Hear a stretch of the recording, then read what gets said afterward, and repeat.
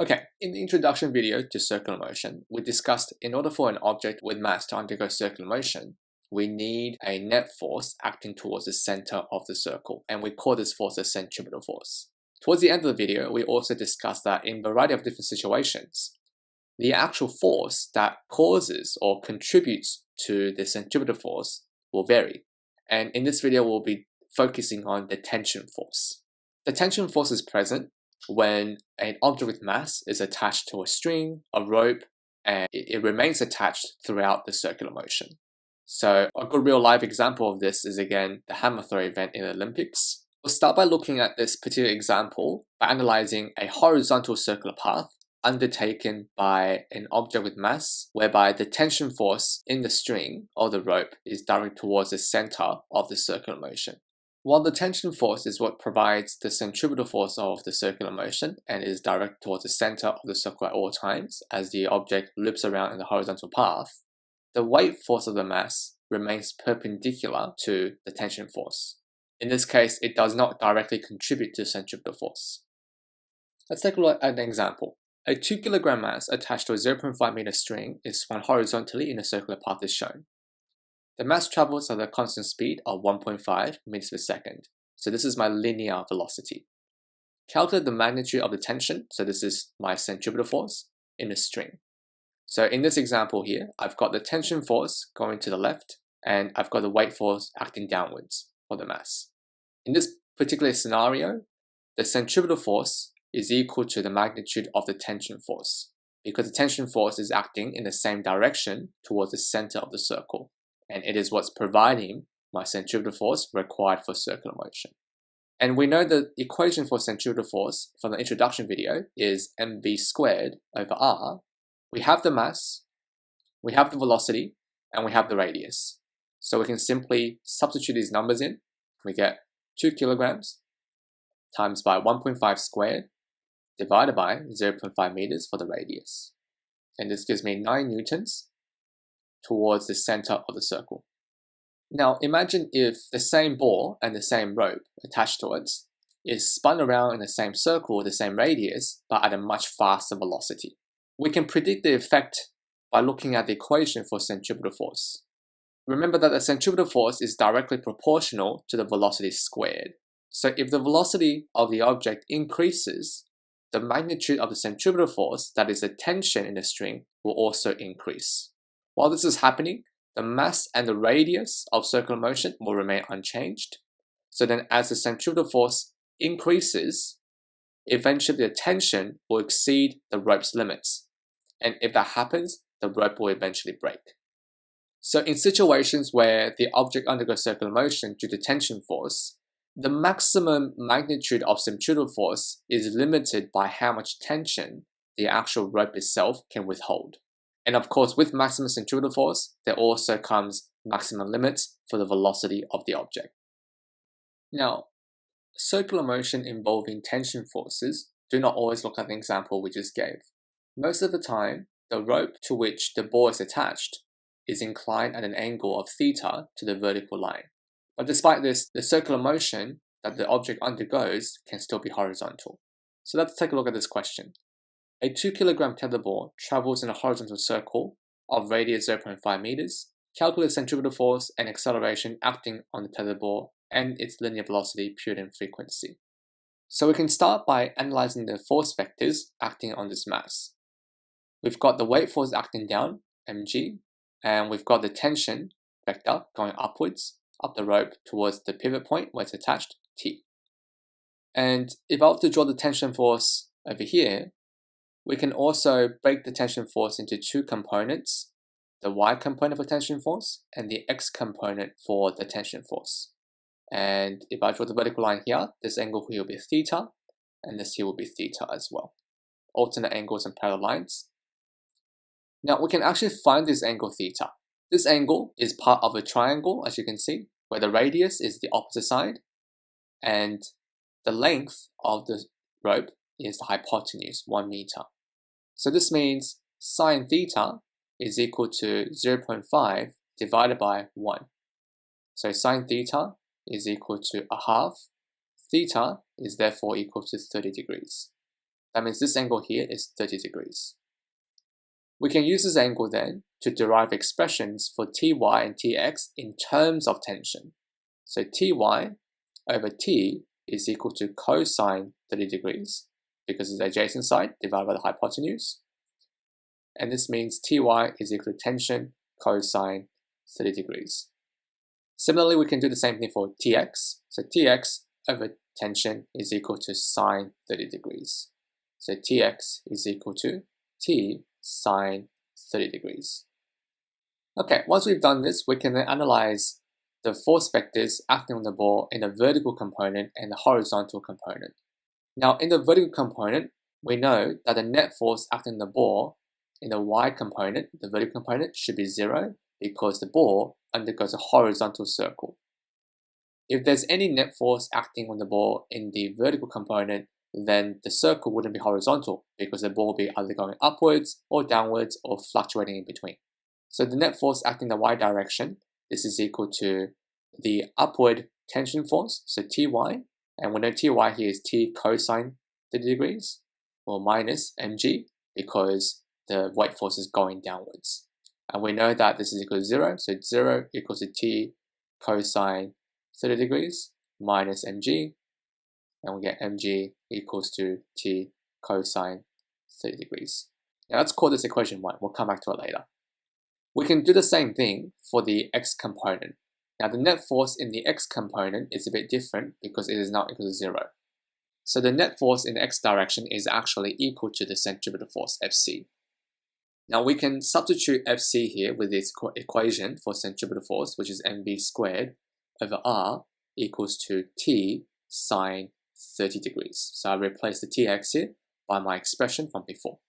Okay, let's call this equation 2. Now what I'm going to do with the two equations is solve them simultaneously because they contain the same variables, mass, tension, and how I'll do that is divide the second equation by the first one. So this means I'll divide mv squared over r, which is on the left-hand side of the second equation. I'll divide this by mg, which is the left-hand side of the first equation. This is followed by T sine 30 degrees divided by T cosine 30 degrees. So these are the right-hand side of the two equations. By dividing the two equations, this allows me to cancel out mass on the left-hand side and tension on the right-hand side. And this gives me v squared over rg is equal to sine 30 over cosine. So if you know your trigonometry, this equals to tangent 30 degrees.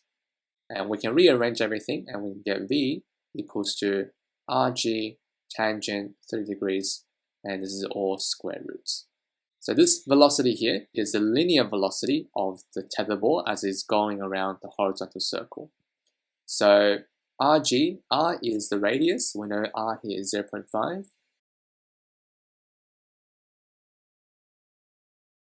And the velocity here is 1.68 meters per second. Okay, so from the linear velocity, which is 1.68 meters per second, we can then work on the other kinematic and dynamic quantities that the question is asking for. So we can calculate the centripetal acceleration, which is v squared over r. So this is 1.68 squared divided by the radius, 0.5. And this gives me 5.66 meters per second squared. So of course, this will be towards the center of the circle.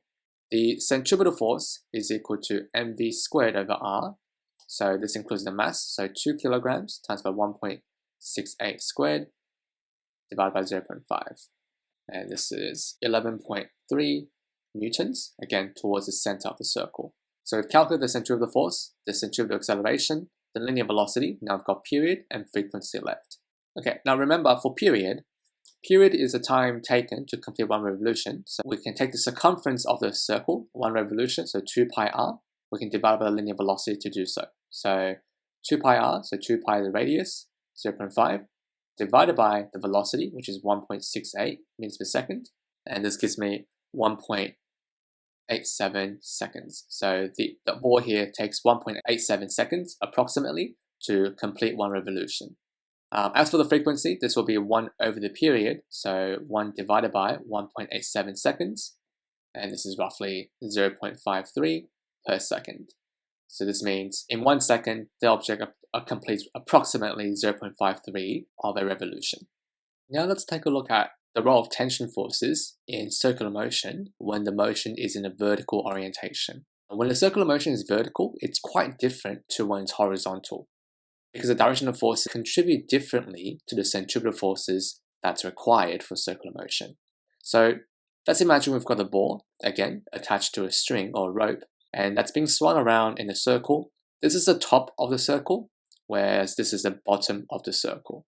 And I want to show you why the forces and the dynamics acting on the mass is quite different between the top and the bottom.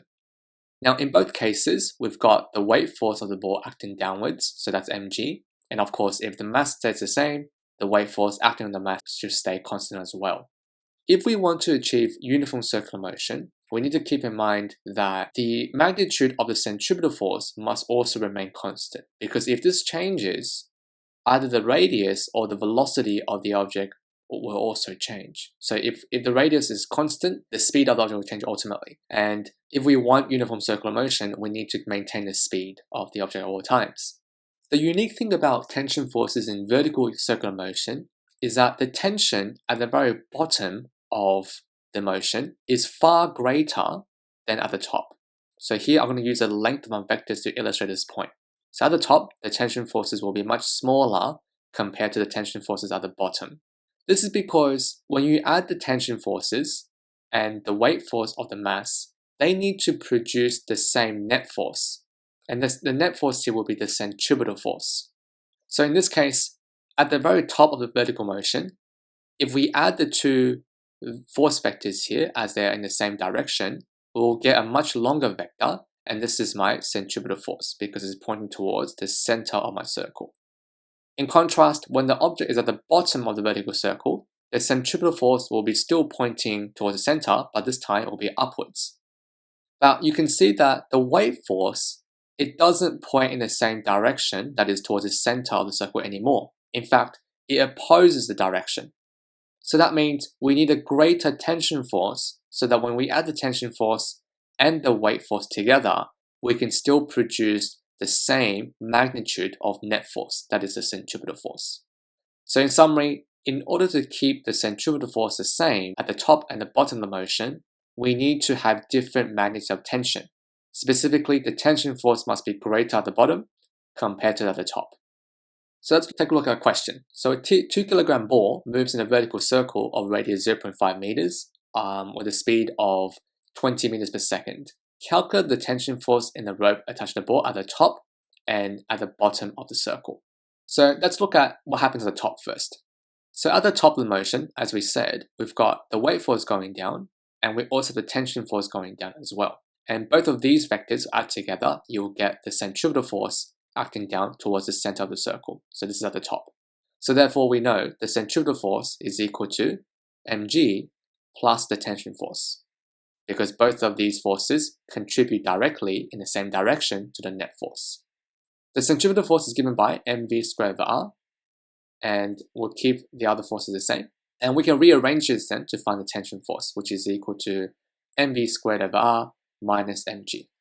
And this is equal to the mass, so 2 kilograms times by velocity 20 meters per second, divided by the radius, so 0.5 meters, minus the weight force, so that's 2 kilograms, times by 9.8 meters per second squared.